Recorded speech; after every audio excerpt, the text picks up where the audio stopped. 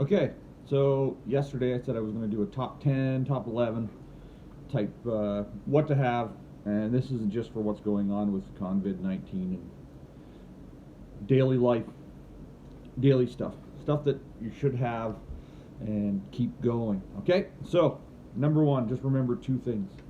Luck favors the prepared, knowledge is power. A lot of people always say, oh, that person's lucky, this person's lucky, that person's lucky.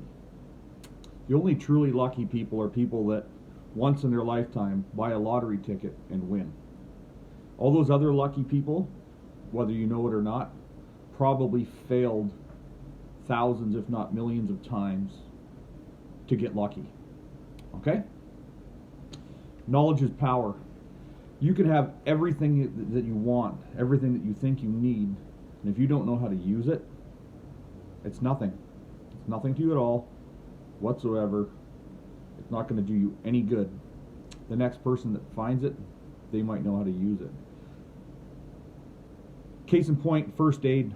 Lots of people have amazing trauma kits for plugging holes and stitches and how to do this and how to do that, and all this kit that's so far out of their lane they have no idea how to even use it.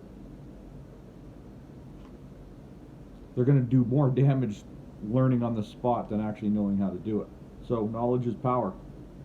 Knowledge is knowing what creeks go where, what waterways go where, what roads go where, what side roads go where, what connects in.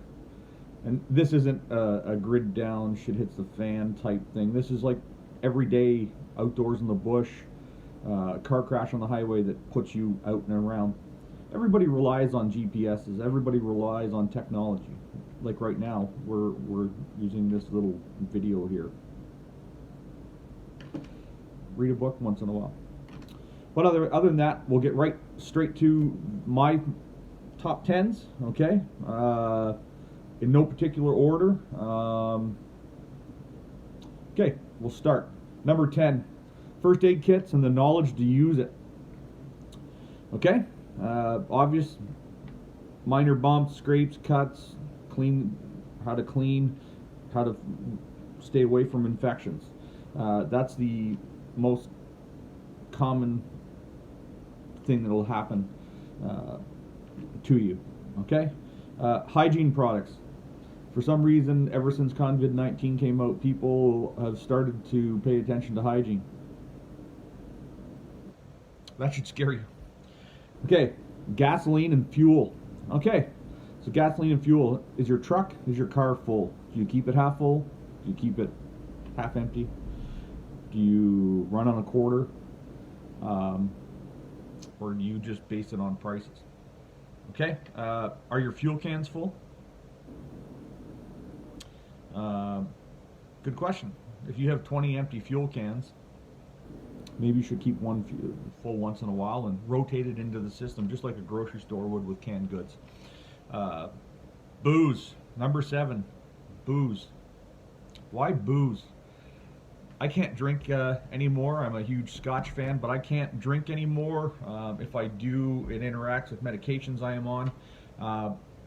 So I have booze, but booze has many other things to offer other than drinking. Cleaning, a barter item. There's lots of people that absolutely cannot go without having a drink. If it did get really bad, you might be able to trade something with your neighbor or a friend or a stranger for a bottle of booze. Okay? All right. Number 6, a second heat source. That it's safe to be used inside. That is not dependent on electricity. Many houses now have zero backup heat. Your gas furnace will not work without electricity. Wood stoves will. Do you have a wood stove? Do you have a My Buddy heater? A couple of weeks ago I had a discussion with a friend of mine, and she was concerned about a major power outage in the middle of the winter. So I just told her, I'm like, basically, make sure that you can back flush all your lines so your water pipes don't freeze. get a My Buddy heater or something that is safe to be used inside with minimal ventilation, and heat one room. You only have to heat one room. Pick a room, heat that room.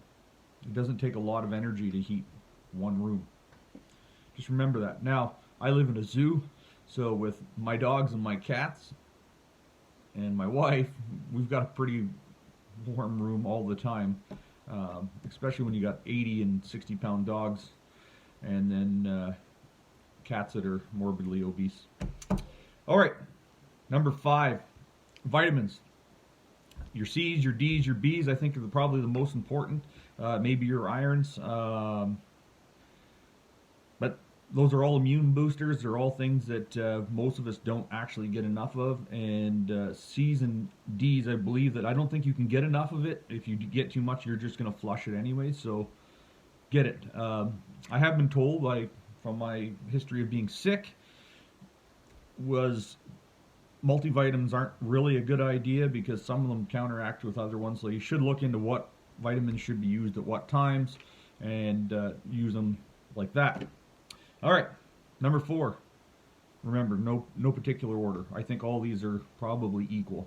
Cash. Keep some cash on you, or keep some cash in a safe or something, just in case.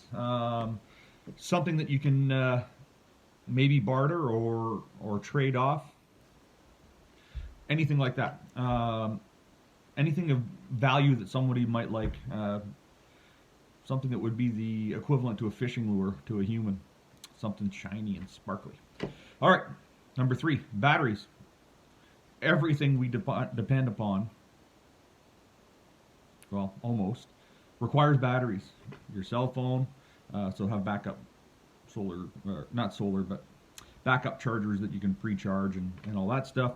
Batteries for flashlights, batteries for your GPSs, batteries for headlights or flashlights or anything else that you might need batteries for. Those are also a barter item too, and they have a very long shelf life. All right, number 2, food. So calorie dense, high fat foods. Okay, all your cooking oils. So your coconut oil, your olive oils, your sunflower oils, all of those things. Honey, salt without iodine. Quinoa, rice, anything that you can think of that is high calorie, high protein, high density, things that fill you up. Stay away from fluff. So no Chinese food. That was a bad joke. All right, number 1, bleach. Unscented bleach.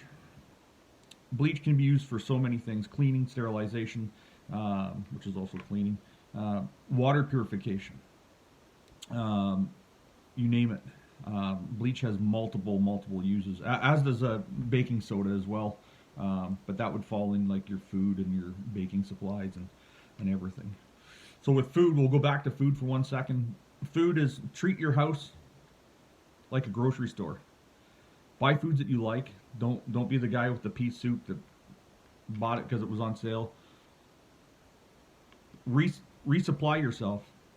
When you go to the store, if there's sales, you buy a couple of items, you put them in the freezer. The one that's in the freezer comes out, you use it, or you put it in your shelf or your pantry or your rack, and you just keep moving stuff to the back, to the front, to the back, to the front. You just keep taking it out, and you're basically your own grocery store. Look for sales. Don't panic buy. And other than that, that's really all it's going to come down to. Now, there's a couple of exceptions for people, especially like me. I'm dependent on medication. Now, without my medication, I will not die. I just have a very high likelihood of having seizures. So if I have a serious seizure, I lose my license. I lose my license, I lose employment. And if I lose employment, then everything just goes from there.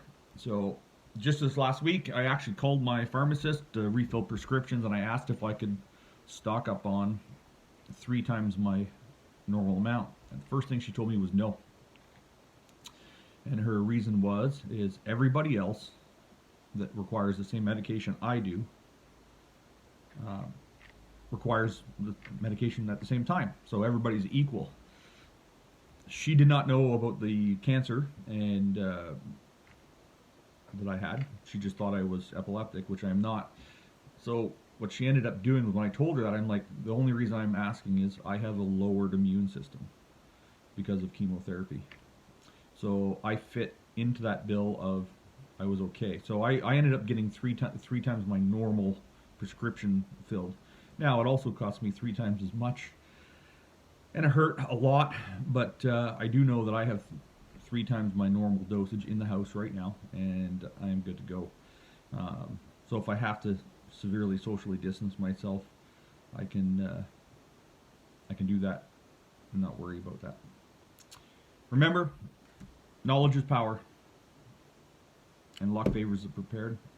And try to stay easy, stay calm, learn some new recipes, learn how to cook, go fishing. I think I'm going to do that again tomorrow. Anyways, that's it. That's all. I did have a couple private messages about what I thought my top 10s would be. I know some people get more into a bunch of other things and more in depth and look further down the road. But yeah, that's the ones that I focus on. And I'm a farm kid. That's the way we were raised. And that's about it. I do have one more thing, and I learned this lesson yesterday. I notice how much we waste. We don't mean to waste, but we do. We're a convenient society. Why make soup when you can buy soup? So my wife and I yesterday, and my wife is a very, very good cook and baker, and I noticed something yesterday that we do a lot of stuff that meals that the leftovers could be used for soups. So we've started to make a list of things that we're going to start doing more often and waste less, and wasting less is going to save you more. Just remember that. And yeah, so we're going to make more soups. I'm not buying coffee anymore. Going over my bank statements, you realize how much money you waste on convenience, and it equals thousands of dollars at the end of a year. So yeah, just little things. Try to trim the fat here and there, and the fat that you do trim, it's fat that you can eat later. All right, anyways, cheers. Practical Crackhead out.